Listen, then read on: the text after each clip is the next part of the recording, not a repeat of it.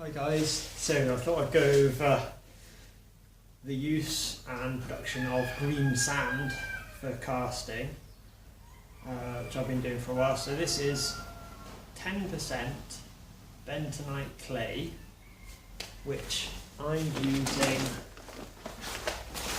this, which is just kitty litter.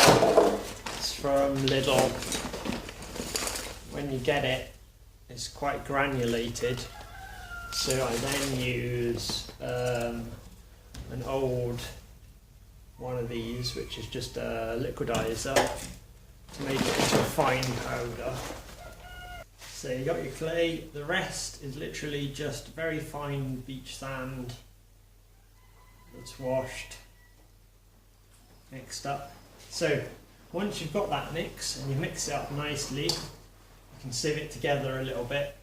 Apart from that, this process is called mulling, and you get like proper machines that do it if you're in sort of big foundry places, but for hobbies and stuff you can just do it with your hands. You're basically crunching, pushing and crushing together, mixing the clay and the sand together into a nice matrix.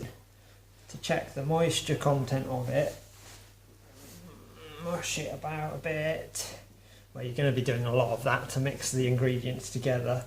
Just grab a handful, squeeze it.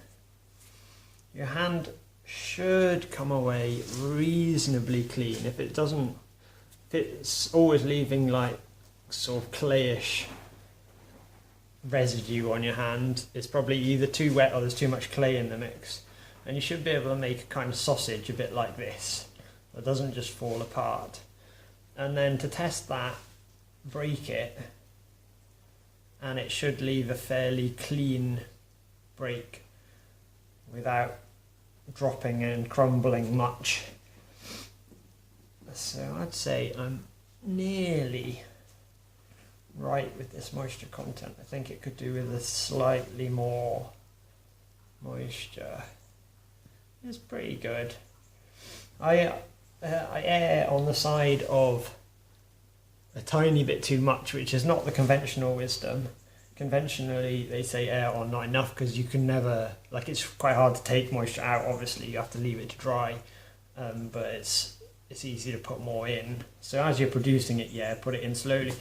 And the best way to put it in is using something like this.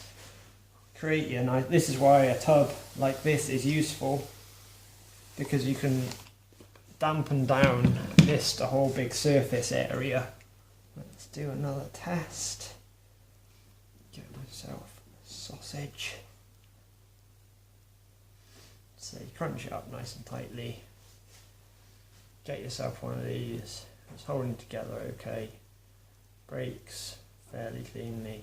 Breaks fairly cleanly. It's not bad. When you store the green sand, it's obviously important to cover this up, make sure that no pets are going to come and do their business in it, and ideally seal it so that the moisture stays the same.